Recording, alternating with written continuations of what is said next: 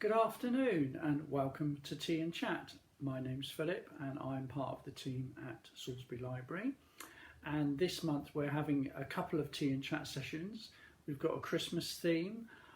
I don't think I'm quite in the Christmas mood yet, but no doubt by the time we get to Steph in a fortnight's time, she'll be dressed up in lovely Christmas hats. She can carry that sort of thing far off than me I can.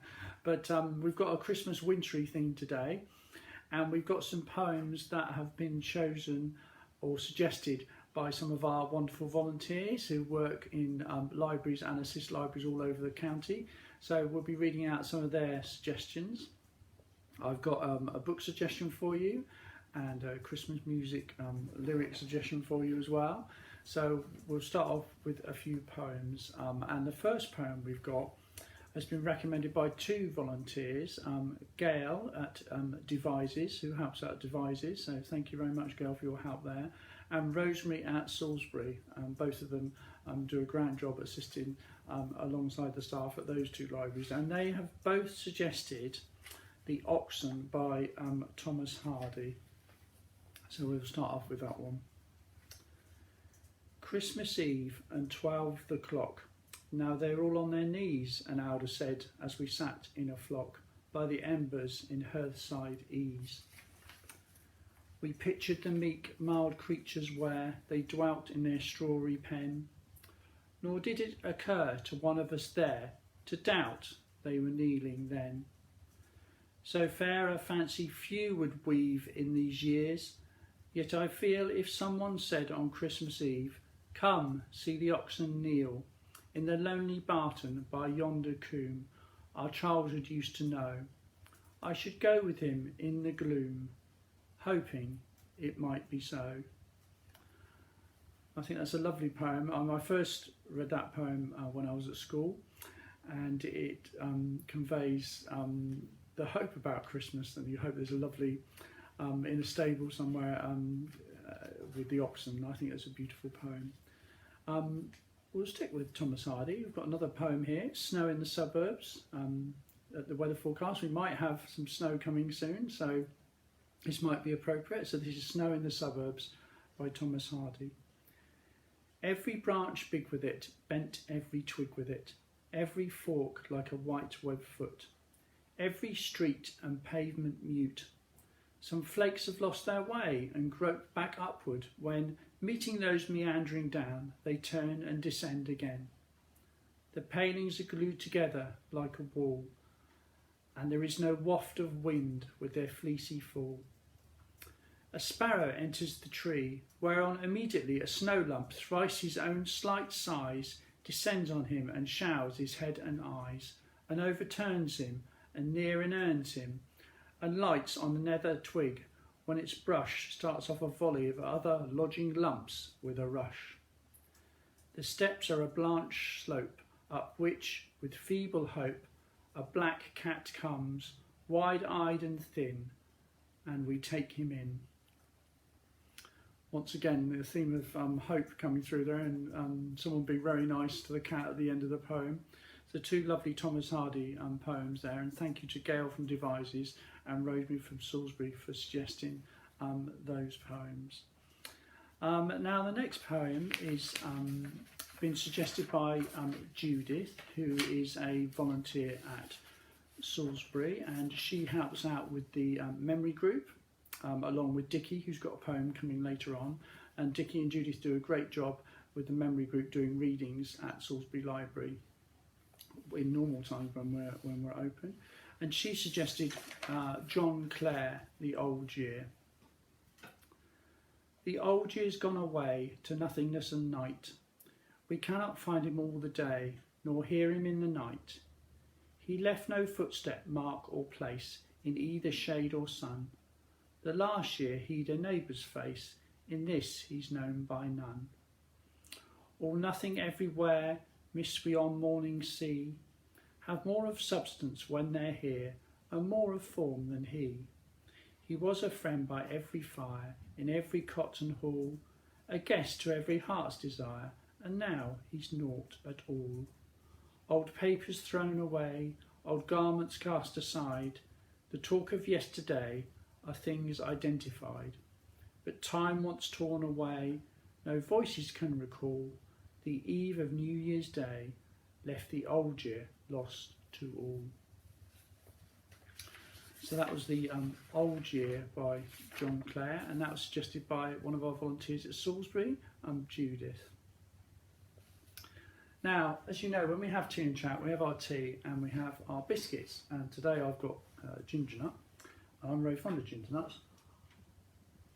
And on our book chat groups, we often recommend books. And one of the books that one of the group members on the Salisbury and Wilton book chat group suggested was The Biscuit, The History of a Very British Indulgence by Lizzie Collingham. And according to this book, the British eat more biscuits than any other nation. And I'm telling you about this because it generated so many comments underneath the book about people's favourite type of biscuits. I don't think we've had so many comments about it. Obviously people express their preference, whether it be hobnobs or lemon puffs or Tunnock's tea cakes, if that's a biscuit. And they spoke about boxes of broken biscuits that they used to get, perhaps like I did when they were a child, and my dad worked for the International and used to bring them home. And the bonus of finding a wafer or half a custard cream, and this was often at Christmas. But one person memorably put that her favourite biscuit was a party ring, those little coloured party rings. And her husband proposed to her using one of these party rings, and they've now got it framed and mounted in a photo, which I thought was really good. So obviously that biscuit was never eaten.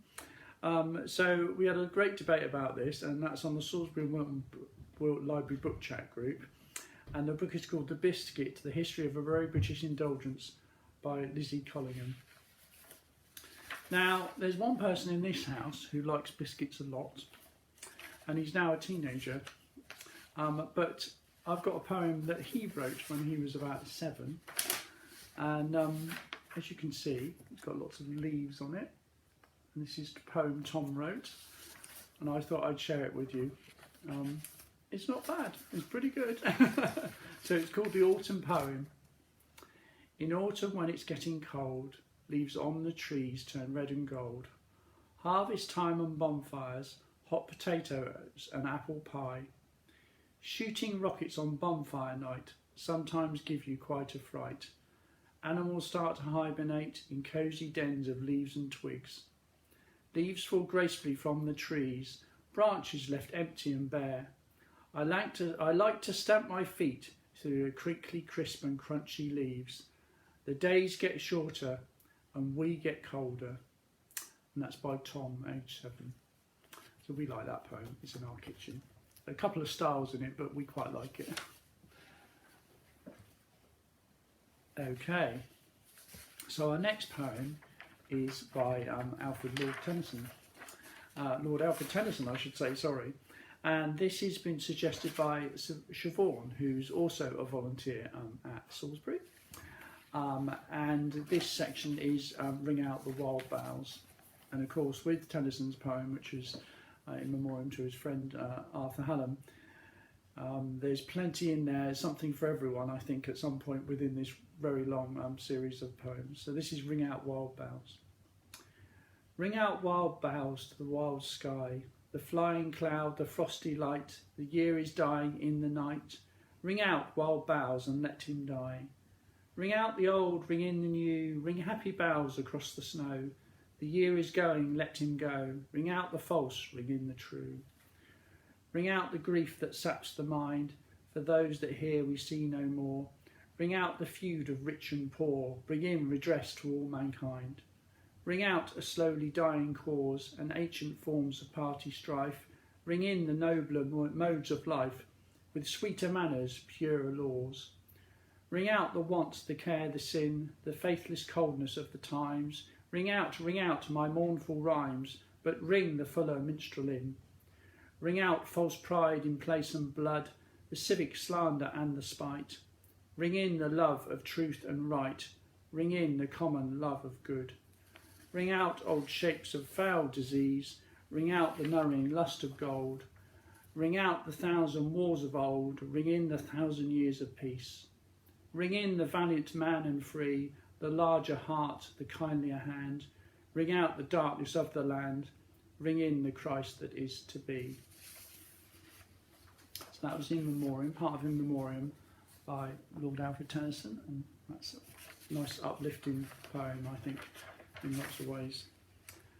Okay, so I was promised you a Christmas music recommendation, and the reason I thought this would fit in is because the lyrics and the prose are wonderful, and every Christmas it's become a Christmas tradition in our family that we go and see the folk singer Kate Rusby in Bath, and unfortunately we won't be able to see her this year, but she's known as the Barnsley Nightingale, and she does a lot of lovely songs, and she does Christmas albums, and I'd thoroughly recommend some of these albums and songs.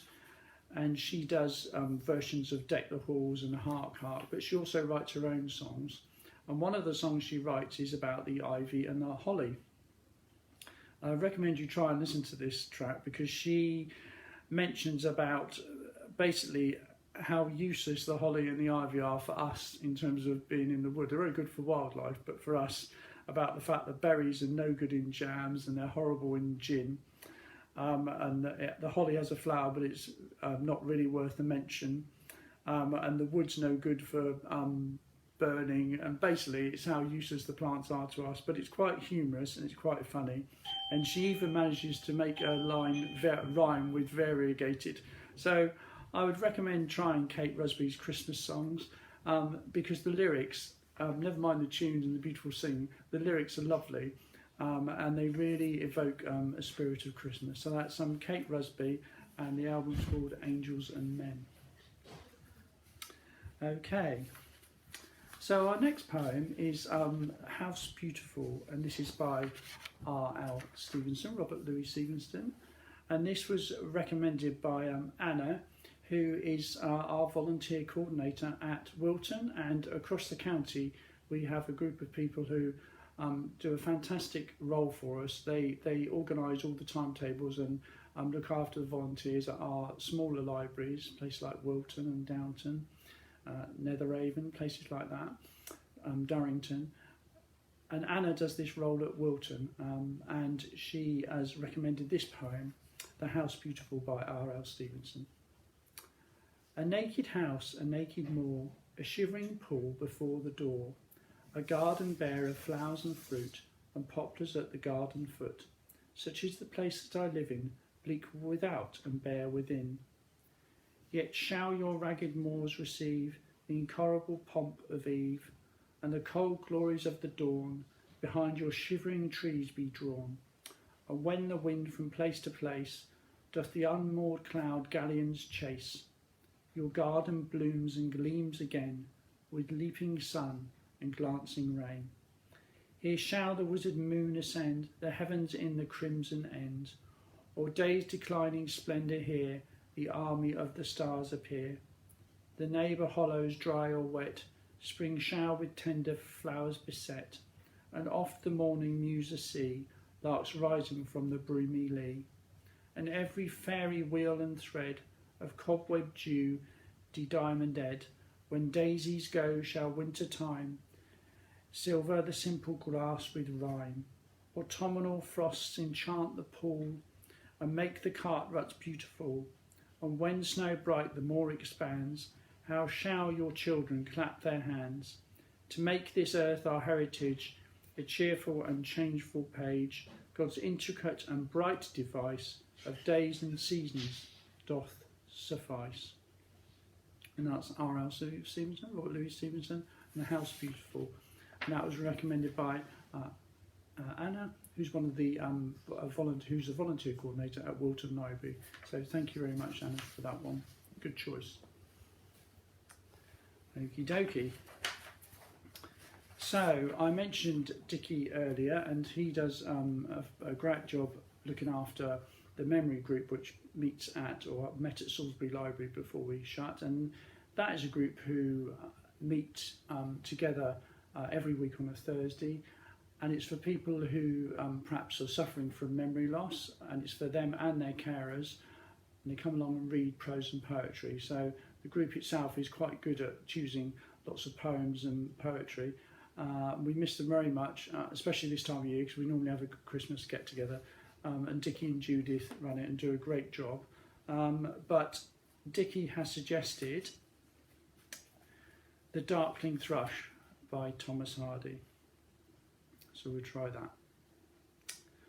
I leant upon a coppice gate when frost was spectre grey, and winter dregs made desolate the weakening eye of day. Their tangled bind stems scored the sky like strings of broken lyres, and all mankind that haunted nigh had sought their household fires. The land's sharp features seemed to be the century's corpse outlent, his crypt the cloudy canopy, the wind his death lament.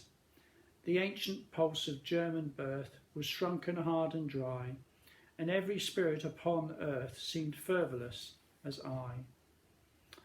At once a voice arose among the bleak twigs overhead, in a full-hearted evensong of joy illimited.